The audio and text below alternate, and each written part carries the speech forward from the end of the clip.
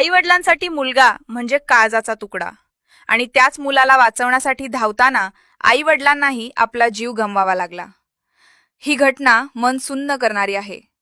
छत्रपती संभाजीनगरच्या तिसगाव येथील खावडा डोंगरावर ही हृदयद्रावक घटना घडली। कुणाल खावडा डोंगरावर गेल्याची माहिती आई वडिलांना मिळाली आणि कोणताही विचार न करता ते सकाळी सुमारे 11 वाजता घटनास्थळी पोहोचले। डोंगरावर कुणाल दिसत होता। आई वडील त्याला खाली येण्यासाठी वारंवार विनवणी करत होते, मात्र कुणाल खाली येत नव्हता। मुलाला वाचवण्यासाठी वडिलांनी त्याला पकडण्याचा प्रयत्न केला, पण नियतीला काही वेगळेच मंजूर होते। कुणाल सोबत त्याचे वडील मुरलीधर चांदवडे डोंगरावरून खाली कोसळले। त्यानंतर आई संगीता चांदवडे यांनीही खाली उडी घेतल्याची माहिती समोर आली आहे। कुणालला वाचवण्यासाठी नागरिक आणि पोलिसांनी खाली जाळी लावून शर्थीचे प्रयत्न केले, मात्र हे प्रयत्न अपयशी ठरले। या दुर्दैवी घटनेत कुणाल मुरलीधर चांदवडे, त्याचे वडील मुरलीधर चांदवडे आणि आई संगीता चांदवडे या तिघांचाही मृत्यू झाला। एका मुलाच्या आयुष्याच्या चिंतेने घराबाहेर पडलेले आईवडील आणि काही वेळातच संपूर्ण कुटुंबावर काळाचा घाला। कुणालनं हे टोकाचे पाऊल का उचलले याचे कारण अद्याप समोर आलेले नाही, मात्र खावडा डोंगरावर यापूर्वीही तरुण तरुणींनी आत्महत्या केल्याच्या घटना घडल्या आहेत। त्यामुळे आता एक गंभीर प्रश्न उपस्थित होत आहे, आणखी किती जीव गेल्यानंतर प्रशासन जागे होणार?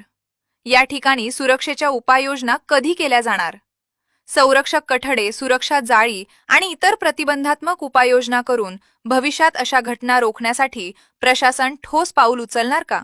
या घटनेने परिसरात हळहळ व्यक्त होत असून वारूज MIDC पोलीस या प्रकरणाचा पुढील तपास करत आहेत। मी त्याच्या जवळपास 5 फुटाच्या अंतरावर होतो। मी सुद्धा गावाच्या वतीने आणि डिपार्टमेंटच्या वतीने भरपूर विनंत्या केल्या, पोलीसवाल्यांनी विनंत्या केल्या, परंतु तो मुलगा काय ऐकण्याच्या स्थितीत नव्हता। तो जास्तच डिप्रेशनमध्ये होता।